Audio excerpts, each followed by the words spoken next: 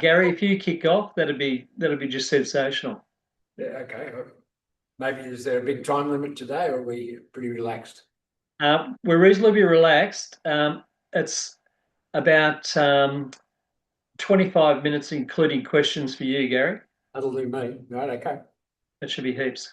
Okay, well, look, there's a few slides that we're putting up here as well. So, but look, ACM was formed in 2008, so I've been president of it since then. So I started the organisation to represent the interests of owners and residents living in various forms of homes that aren't detached houses. So, apartments, townhouses, duplexes, and there's going to be more and more of it because the government's process at the moment is saying, well, look, for the next up to 2030, 90% of the extra 30,000 homes they're going to do in Canberra, 90% of them will be strata, one form or another. So, I think it's probably important that we consider the matters that concern all of us with that. So we basically, as an organisation, represent an advocate with the other stakeholders. Obviously, a key one is the government because they do all the legislation reform, and they supposedly provide the support we need. My view is it's not quite enough, but anyway, that's okay. Some of the three areas of focus that we want to talk about are environmental sustainability and how the strata sector can contribute to that. Because clearly, if you've got various things in apartments, you don't necessarily have the same control as you do over a house. So things like solar and EV charging and gas to electricity transition and use of water, all those things are a bit different in that environment versus the detached house. Legislative reform and governance is another issue we're continually focusing on. I'll say a bit more about that as well. And the other thing, of course, is the building quality in apartments complexes in particular over the last 20 years has been less than perfect. And, whether you talk about cladding and the cost to owners who get caught up with cladding and then have an extra $100,000 that they've got to find to pay for the bill to fix the property up that they thought they'd paid for. There are serious issues, so that's a bad example of it. Now, in terms of community strata living, well, it's a community, and I think a lot of people, when they buy into strata, they don't really get good advice from their conveyancer or solicitor or whatever, and they think they're going into something that's the same as a detached house and they can do what they like. Well, it doesn't work that way. You're living in a community, you've got to take a lot of other people into account because there's a lot of common property involved, and therefore you've got that joint management of things as well as the living, and you're just going to take care of others. I mean, it's okay to have pets, but sometimes people think their pet can use the place as a dog park. It's not quite like that. It's, using it as a dog park is like taking your dog into someone else's backyard and having them pee and wee or do whatever else they in someone else's backyard. Well, that doesn't quite work. So, but some people don't realise that. So community living is an issue, and certainly running these places, you've got to have some volunteers to do the executive committee stuff and many other things that people can contribute to. So you can enhance the community living by being part of the operation of the whole place. So that's important. And visitor parking is often an issue, and certainly waste removal is something that it crops up as something that isn't quite the same as having your green, yellow, and blue bins in your detached house.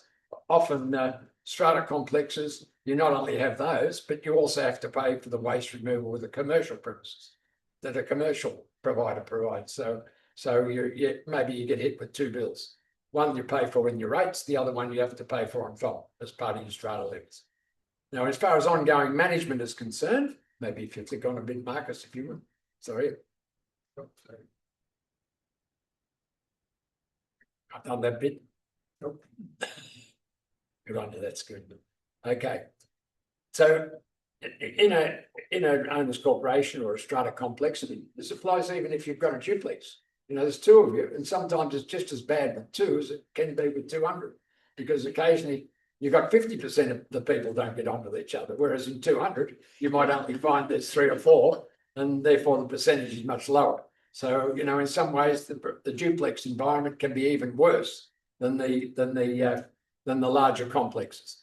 The individual owners are shareholders in the owners corporation, which is formed when the operation begins. Gary, sorry, is there always an owners corporation with Even with a duplex, there's an owners Yeah, corporation. Yeah.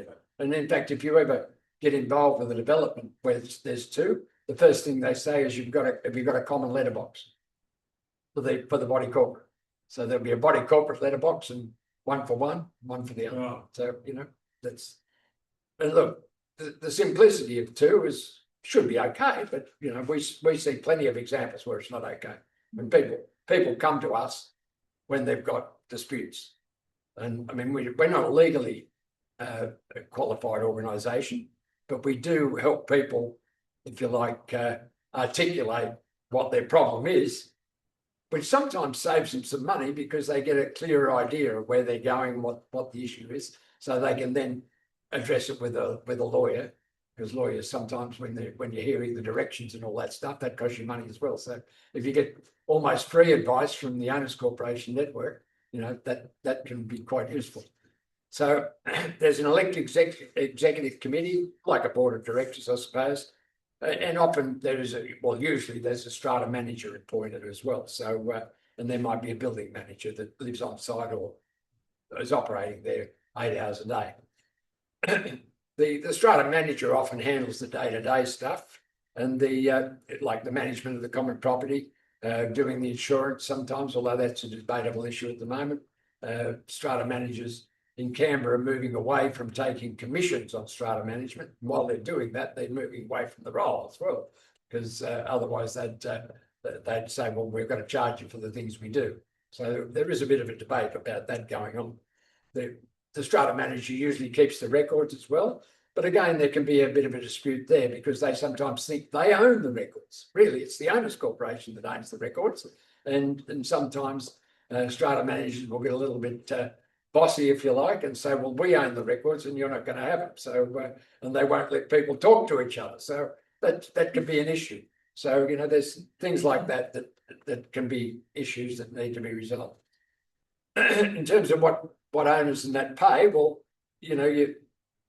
when you buy into an apartment, you have a share, and it's pretty easy. If you're in a duplex, it's going to be 50 points here and 50 points there, so that the share would be equal. But if you're in a complex with 600 apartments, there might be some on the top floor, some that are 250 square metres big, some that are one beddies with 20 square metres. Well, obviously, there's a proportionality to your share of what you've got to do in terms of your payments. And that's referred to as entitlement points. So often the big ones are divided up into 10,000 points, and you might have, some places will have 30 points out of the 10,000 and others might have 200. So, and that relates to not only the share of the property overall, but the share of the costs of running it as well. So that's how that works. But you're also responsible in the normal sort of way as you are with a detached house for paying for the rates, your land rates. And one of the disputes we have at the moment is that to some extent, and maybe how many of you live in an apartment anyway?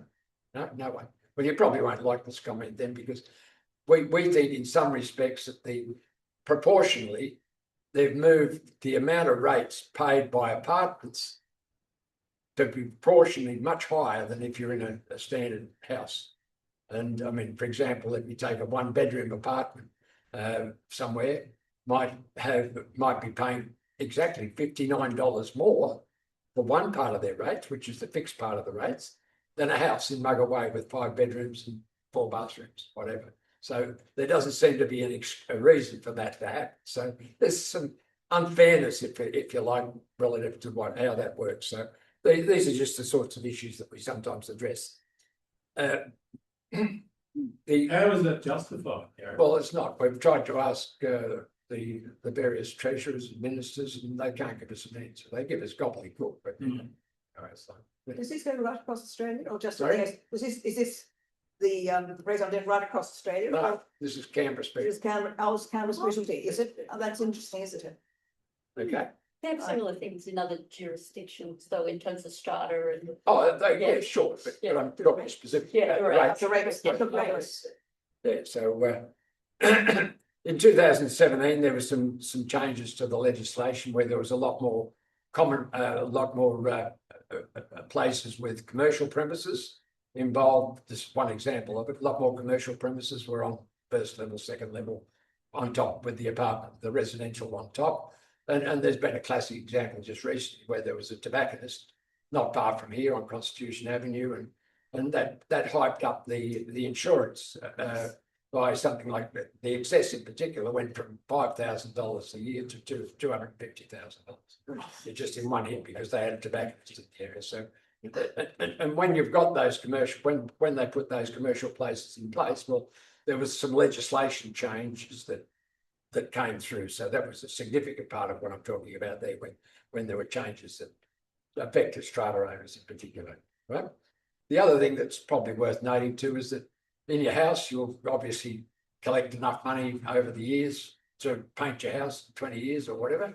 Well, that's just called a sinking fund in a combined environment in the strata sector where that money's collected from everybody as part of the annual collection.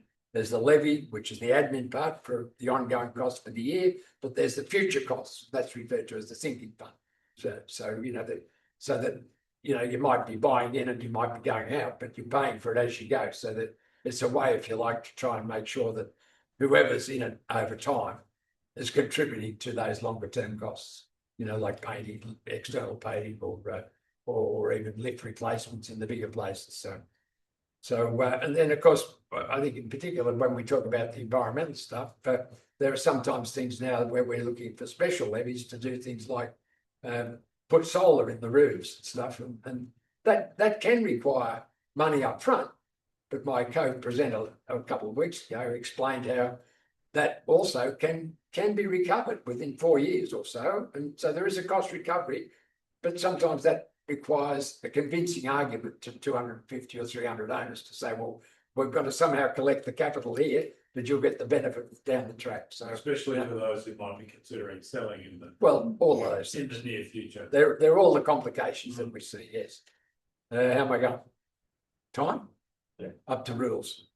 There are when you establish the place, you set up the rules, and these are legal, so they're registered with the Land Titles Office or the Access Canberra people. But some of the things that are involved are like pets, for example. I did make mention of pets before, but people now have to be.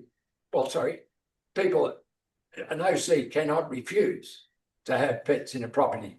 If people want a pet, they should be able to have it. Everyone's happy with that. Well, some people are, but most people are. Mm-hmm. But the issue is some people don't like the fact that there's then slight restrictions on that. You can't use your property, your common property as a dog park. So, so that's a sort of example. And maybe if you've got a big dog that gets in the lift with everyone, that's not that popular either. So there's things like that are sensible rules usually put in place. And some people don't like those rules. They think, well, I pay my body corporate fees. Why can't I do what I like? Well, it's not like that. That's not the way it works.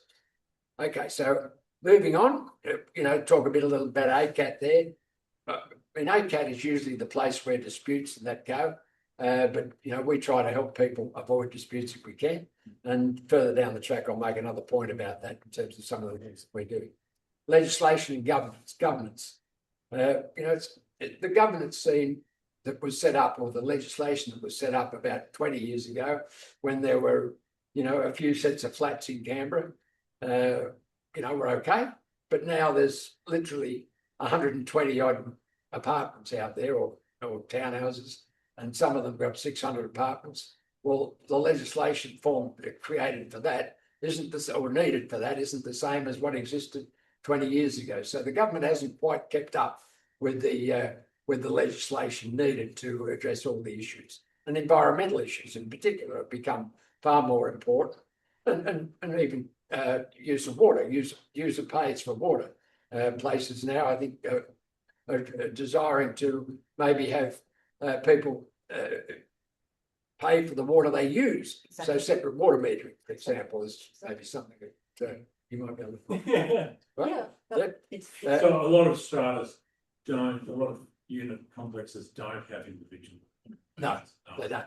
They're required to now. Yeah. Oh, they are. Yeah, so any new I don't want to take over your, but if this is a point of clarity, then I can provide it for you. So the ACT government passed legislation called individual unit metering in about 2024. And so the first round of that became compulsory last year, but it's for new development. So it's very hard to retrospectively do the plumbing and individually unit meter after. So you've kind of got to do it as you build it. So Class B, so the ones that you talked about in terms of townhouses or your dual occupancy, that's been required from the 1st of January, what year are we, last year? This year? Gosh, this year. 25 or 26. Oh, good Lord, Class B. Time flies. Times like last year, sorry, Yeah, thank you. There's And then actually- 2028 for your big apartment complexes, it will be mandatory. And it's a classic example of how things have changed. Things are changing, but in some respects, we propose that things aren't changing fast enough or haven't changed fast enough. So, you know, but like any good advocate, we're never happy, you know, so let's get on with it. The education of who manages apartments in terms of the legislation in governments, there's certainly a desire to have stronger licensing of strata managers, so they're more capable than they are now. I mean, right now, the strata management company is licensed by Access Canberra, but the individual managers are not. So you know, you can have a company there, but the skills of the people below, in terms of doing all the work, just don't have it. So you know, we're pushing, and I think the government has accepted that they need now to have licensing for the individuals working in the sector as well. Now that means as well that they need to be educated. So there needs to be a decent career path for these people to go from, you know, Cert 3, Cert 4, maybe even accountancy qualification. Because when you're talking about managing a property with 600 apartments and it has an annual budget of $3 million, and maybe doing initiatives further down the track for improving the environmental, whatever, they're significant things that require business cases and all the rest of it. So you need that sort of skill coming through with the strata managers. So I think there is a career path there, whereas up to now, even the government people thought that strata managers were the same as the person running a tenancy book. And it's not. I mean, clearly, you know, someone running the property book for a rental tenant is a fairly simple process. People doing all of the things I've just mentioned is far more complex. So, you know, you need that career path. And there's also been some controversy around strata managers being responsible for things like purchasing insurance and taking kickbacks. Yeah, absolutely. And look, Canberra's leading the way a bit in that too, in the sense that the Strata Management Association has actually said, we want to move away totally from commission on insurance, for example. Now, there is one standout, and it happens to be the biggest strata management company in Canberra, who's saying, no, we don't want to do that. We're happy with the way it is, for obvious reasons. But generally, you know, we're reasonably progressive. And in fact, in New South Wales, they're legislating that you can't take commission on. So there's things happening in New South Wales and a little bit ahead of us. Some things we're ahead of them. So, you know, like any good small jurisdiction, sometimes we're imaginative and we get on with the job. But, you know, so it's interesting. And certainly the ECs themselves, they need to be qualified as well, because you don't really want the blind leading the blind, so to speak. So sometimes it's worthwhile the EC trying to understand a little better what they've got to do. So some form of education and for the EC people that take on the responsibilities of president, chair, secretary, treasurer. They're all things that need. Not everyone goes into these things with the idea that, you know, they're going to contribute with those sort of skills, but that's what's necessary, because that's the whole process. Last week I had the pleasure of Robin Eckerman joining me, and he talked about environmental sustainability. So I probably won't do as fine a job as he does, but I'll try. But certainly, I mentioned solar. I mean, there's a lot of effort now going into solar, putting solar on apartments, retrofitting, and look, it's got a payback. And one of the ways we've looked at funding it is to take the money out of a sinking fund and that being our source of funding, if you like, and then it's paid back into the sinking fund. Alternatively, we keep pushing for government to give us low-cost loans, like government loans, like they have for the cladding replacement, which I referred to before. The government put in a plan for cladding replacement, even though the payment of the fix had to be borne by the owners, which in Victoria and New South Wales that wasn't quite the case, but here it was. And but at least the government gave 4.2% loans, whereas a strata loan for those sort of things is about 10%. So again, low-cost loans can be a good way for governments to provide some of the incentives that you might want to take. You know, batteries. There's a grant scheme for houses for batteries from the Commonwealth.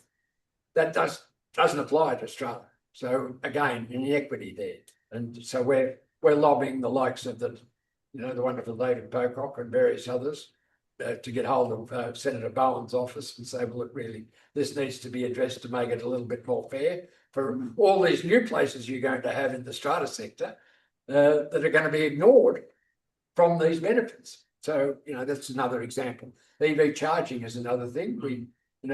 There's the move, obviously, with electric vehicles to move towards EV charging. Well, it's not as easy in your apartment complex to EV charge because you don't have a power. You have to have a power point. So if you've got a penthouse, you might have, but most of the apartments in an apartment complex won't have a power point. So it needs to be provided in some other way. Now it can be done, and it can be justified. So there are solutions, but nevertheless, there are issues that need to be addressed. And then the big one, of course, is transferring from gas to electricity. Now in your house, you can do it fairly easily.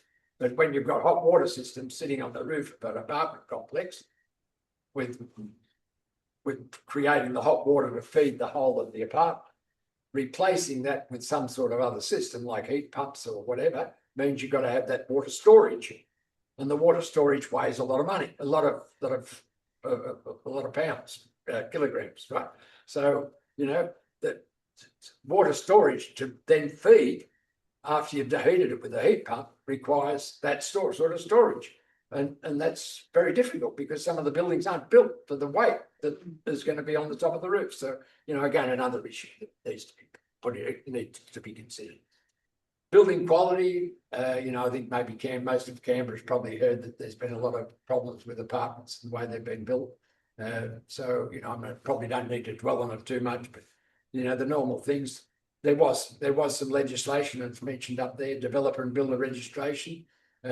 That happened with one of the past MLAs who's now back in the Assembly, Minister Vassarati. She did a good job. She instigated putting in developer and building registration. So developers, any of you developers? I can't know if I make a bad comment. So, but they what's that? Okay. Yeah, well, they prefer to move away from the property 2 years after it's been built. They've collected their money and they're happy to move on. A lot of phoenixing's gone on over in Canberra. There's no doubt about it. I've seen some companies go bankrupt 3 times. They're still there. They still come back. But now what this is doing is it's holding developer directors of development companies personally liable for things. So they really, it's a lot stronger than it was before to prevent some of the bad stuff. The legislation was brought in for companies a decade or two ago, at least. Well, not for this, Not for developers. and the decennial insurance is another thing that came in as part of this exercise that Mr. Vassarati did. And I'm quite happy that she's back because I thought she did a good job on some of this stuff. So it's something where the developers pay up insurance for 10 years so that they're then recognised by the insurer that they're going to do the right job, because the insurer won't cover it if they're not, so or give them premiums that are a lot higher. But Gary, isn't there an issue with private building certifiers being culpable in a lot of this? Well, Access Canberra doesn't quite get it that they are. So, because although they might have, what's the insurance that they have, PI. Because they're meant to be signed off at key stages throughout the construction. And if they were signed off by someone who took their job seriously, then we wouldn't be in the situation. That's one of the things that needs to be addressed, but there's many others. Right. Yeah, but you're absolutely right. Certification can be improved. There could be more stages of certification so that, because when you're building a 20-story building, you know, I think that the designation is about 3 or 4 different points at which the certifiers are going to certify something. Well, that's clearly not enough in terms of sort of when you're doing a huge building like that, you need certifiers to be there in circumstances more frequently. So it's, again, it's an issue. So I'm planning avoids problems going forward. I've only got 2 more to go, so I should start We'll need to whip through them.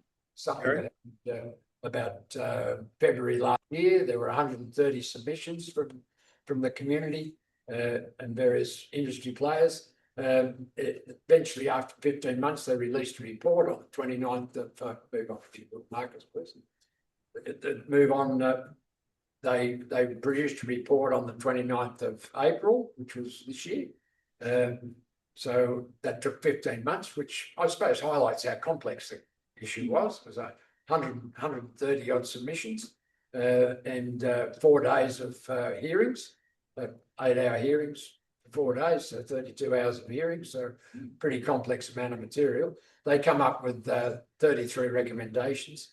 The number one that we saw in all that was, and the one we're pushing for, is to establish a strata commissioner. So then there is this focus, if you like, on all the issues to do with strata, because the 33 recommendations, one of them was that, but if they put that one in place, then the other 32 could be addressed.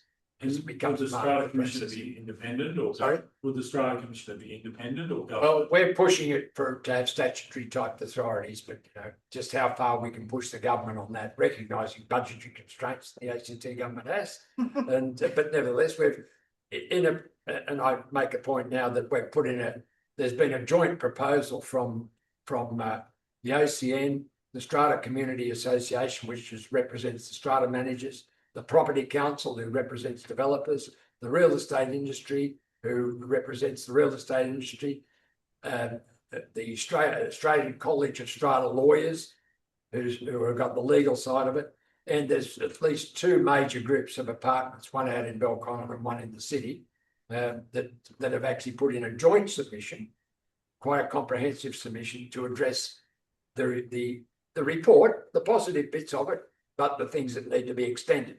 And in that, we really seriously try to address the way this could be funded.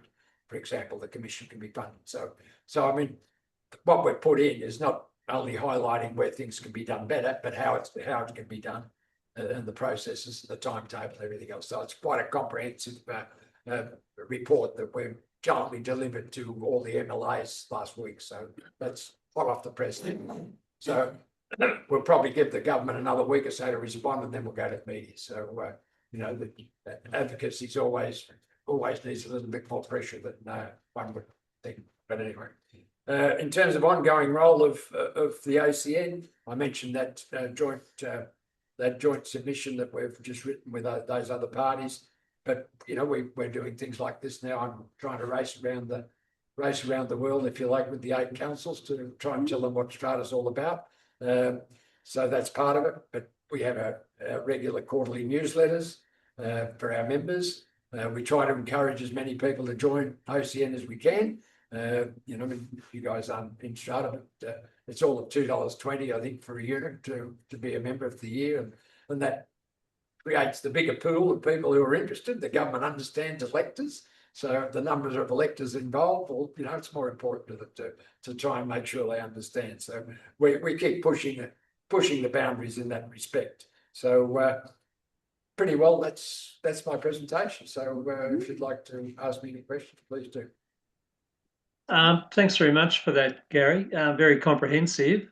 I'm just amazed by that stat that you put out, that 90% of new builds are going to be units.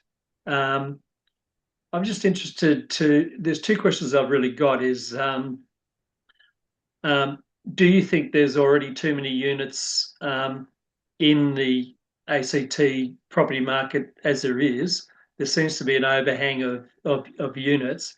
also, this is more a question about whether the government's listening to matters raised by OCN, particularly seeing that the units themselves have got two groups of people: the investors, the owner occupiers, and the renters. Well, it's three different groups of people with different interests. Are they all direct? Do you find renters become members of OCN? Yeah, well, I'll answer the first question first. On the vacancy side, there is no doubt, and in fact, right now there's a committee inquiry. I think Fiona Carrick, who's one of the independent MLAs, and Caitlin Truff are on it. And in fact, they highlighted it to me only a few weeks ago that the vacancy rate, for example, in Woden is very, very high. So in other words, we've got no shortage of supply of places in Canberra for people to live in. No shortage. But the issue is it's the wrong match.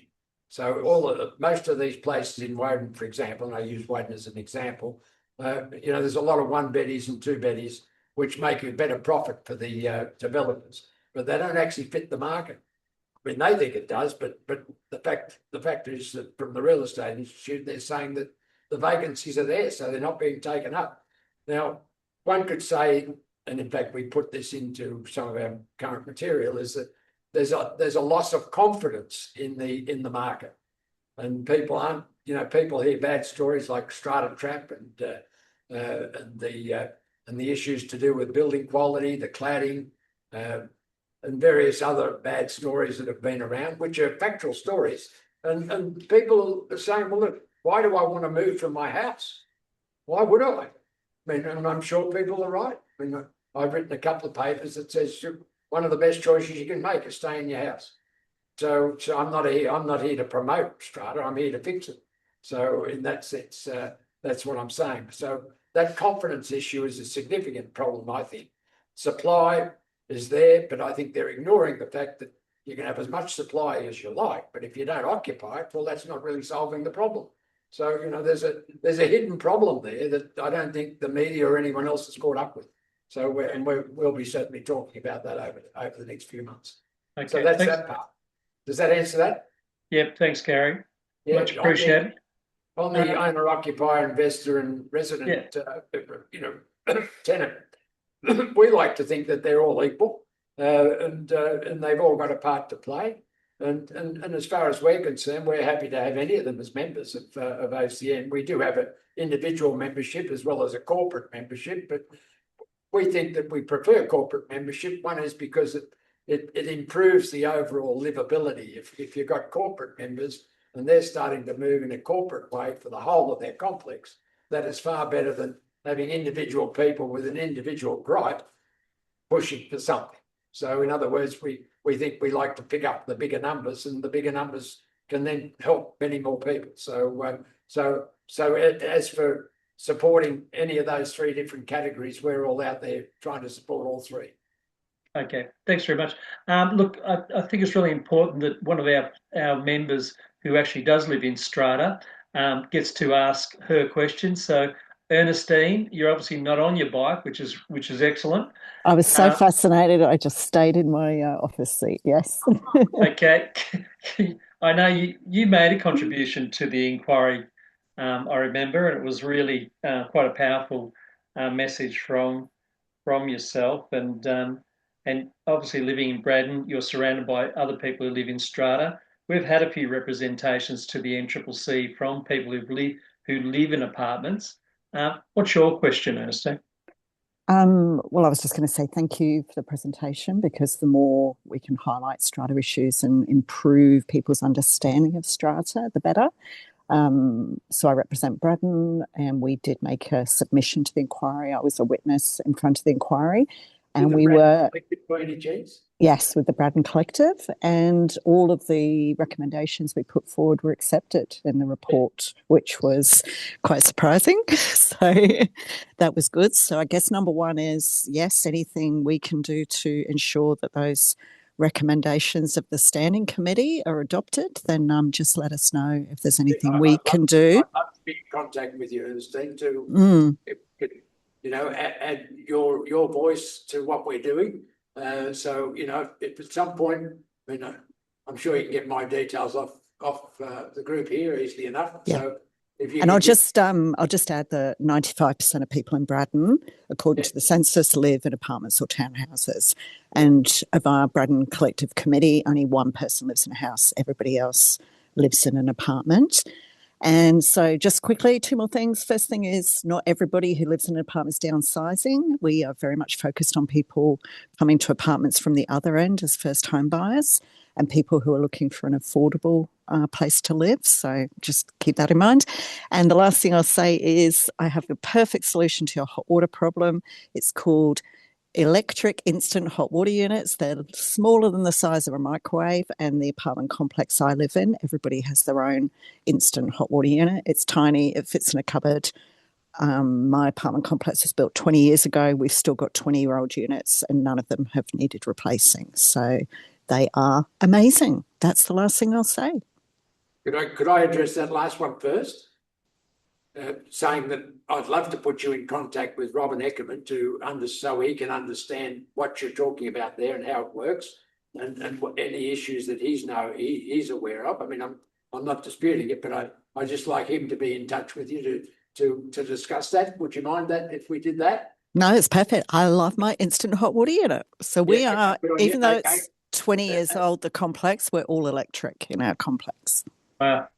Yeah, and I think there was a couple of other points. I've just forgotten what they were. It's just about affordability, which is another conversation again, which has been in the media recently, but just to make the point that not everybody in apartments is downsizing. There's absolutely. Mostly in Braddon, people are coming from the other direction as first home buyers. Look, as far as I'm concerned, look, I'm 83, so please don't think of me as the only representative of how this stuff works. So I'm very much about the fact that there's more younger ones, and that's absolutely critical, and the affordability issue is there, right? So, and look, I mean, right now, most of our comments are about affordability to address the needs for the first home buyers or young people coming into something that they can afford. Most of our emphasis is on that, not really on downsizers. Obviously, there's also, eventually we might have become a little bit like Europe, where there's families live in strata as well. But look, so there's the three. Submission, educating strata managers, educating EC members. Okay, well, thanks very much for those answers. I'm also looking at the financial advisor industry that was required to get greater qualifications before they could give advice to people about their future investments, etc. As someone who's pretty financial, it used to be pretty weird to turn up and talk to someone who had no financial education whatsoever and receive advice that sounded absolutely ridiculous when it was given. So I think there is a model there. Like all of those people are now required to have qualifications. So I think that might be a model for the strata managers as well. So that'd be worth investigating, I think. Has anyone else got some questions for Gary? Yes, I do. Two quick ones. About the water, the H2O. I've been told for quite some time now that there are gadgets that can be affixed to water pipes that actually measure, in a physics sense, how much water goes through. And that can be affixed too. So I don't know where that's at, because that's something that can be actually clipped on to pipes. So maybe that's something you could look at. I'm sorry, I can't give you the mapmaker's name. But there's certainly that sort of thing is standard in the way the hot water services are provided. The the majority of places that have been built up to now have had hot water that's created commonly, apart from what. Yes, but you need to work out what the individual is using. And that is metered. So I think your point is an extension of that. Right, good. The other question is that I understand that in fact Australia is blessed by apparently the worst sound diminution between layers of the floors in the world.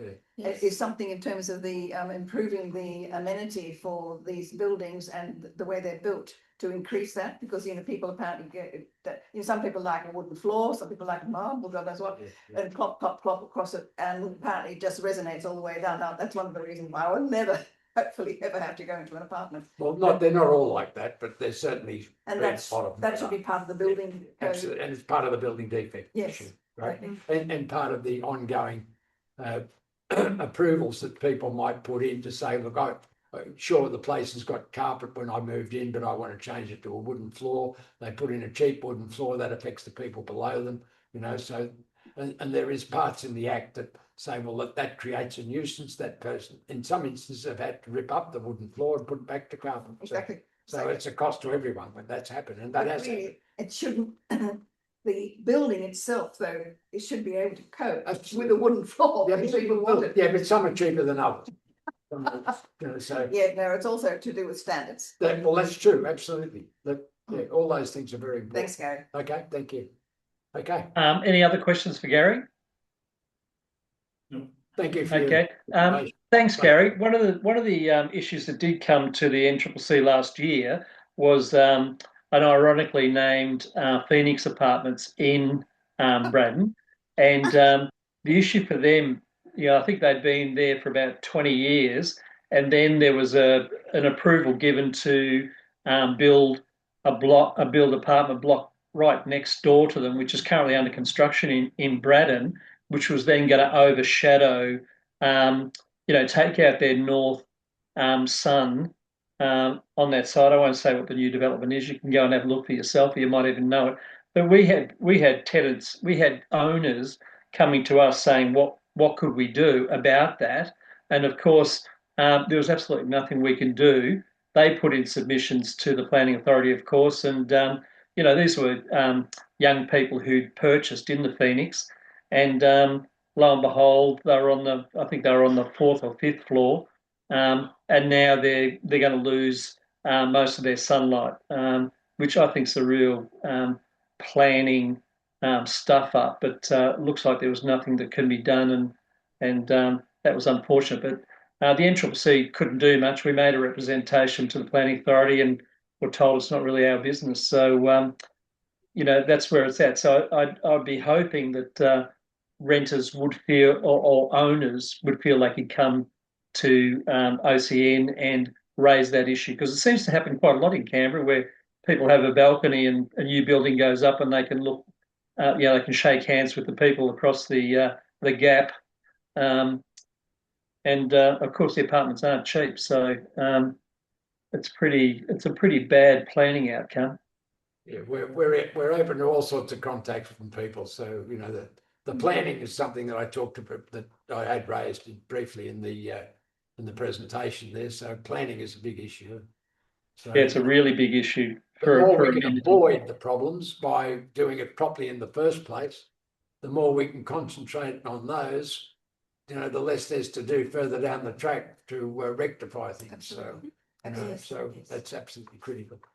Yep. Well, thanks very much. Thanks very much for your presentation, Gary. And I'm sure that you'll have people potentially asking you for more information going forward. So your presentation will go online on the NCCC website. And so are you happy for that to occur? Yeah, and I can give you some detailed notes to go with these slides if you wish. Yep, that'll be good. Okay. Well, thank you very much. And sorry, Davina, for